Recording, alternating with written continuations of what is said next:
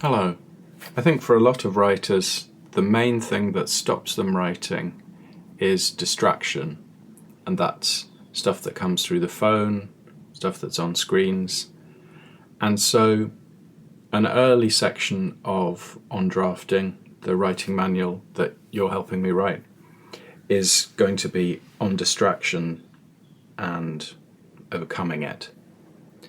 This is my current draft of that, which I wrote this morning, and I'm going to read it out. As usual, please give your reactions in the comments. Here we go. Once I was teaching an Arvon, a residential creative writing course, with Stella Duffy, the writer, Buddhist, all-round good person. We were out at Lumbank, South Yorkshire, in a farmhouse that was donated to the Arvon Foundation by the poet Ted Hughes. It sits on the north slope of a steep wooded V of a valley, with a stream and ruined factory at the bottom. It is a quiet location. It's a little bit away from things. As tutors, Stella and I had been given the Wi-Fi password for the house, but the students attending were limited to their mobile signal, which was bad. The idea behind this was that attending the course was partly a writing retreat, more time for thinking, being outside, conversation, less for emailing and scrolling. Stella and I disagreed. I thought the 5 days disconnection was a good thing. It would help the attending writers be more focused and get more done. Stella thought we couldn't pretend the outside world wasn't there. If the writers couldn't learn to produce whilst semi-distracted, then they stood no chance when they went back to their everyday routines. On this distraction, you may side with me or with Stella, or you may have your own view.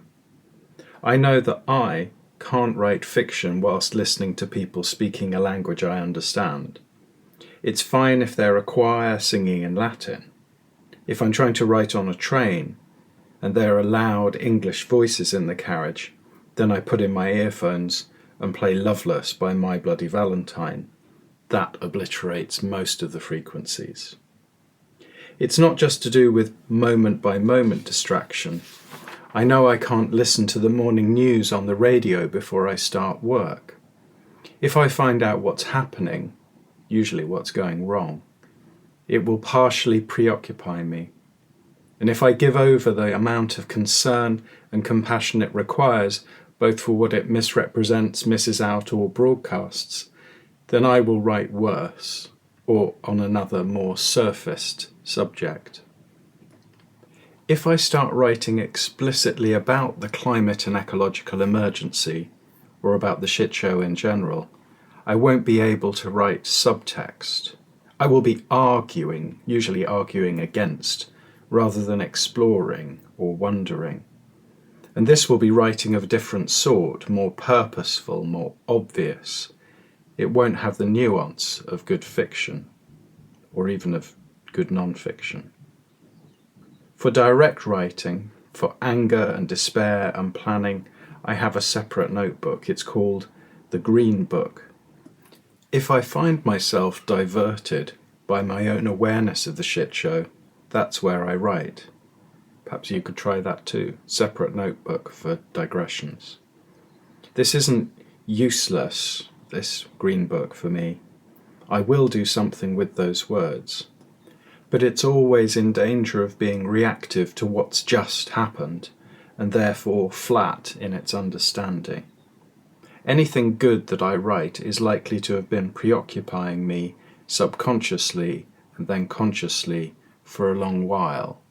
That goes for all kinds of writing. This avoiding distraction isn't looking away, pretending the world isn't happening. Those issues come into my writing, they are there throughout, but they're not a reaction to some atrocity I've just heard about. I'm not, at the moment I write, preoccupied by common concerns, the concerns of everyone who's heard that news report. If you're going to tell original stories, some respite is needed from the main narrative, otherwise you're constantly overwhelmed. You'll need to figure this for yourself, but I think you need to make a conscious experiment. When in the day do you do your best work? If that's late in the evening, after the full assault of image and information has hit you and done its worst, then great, right then.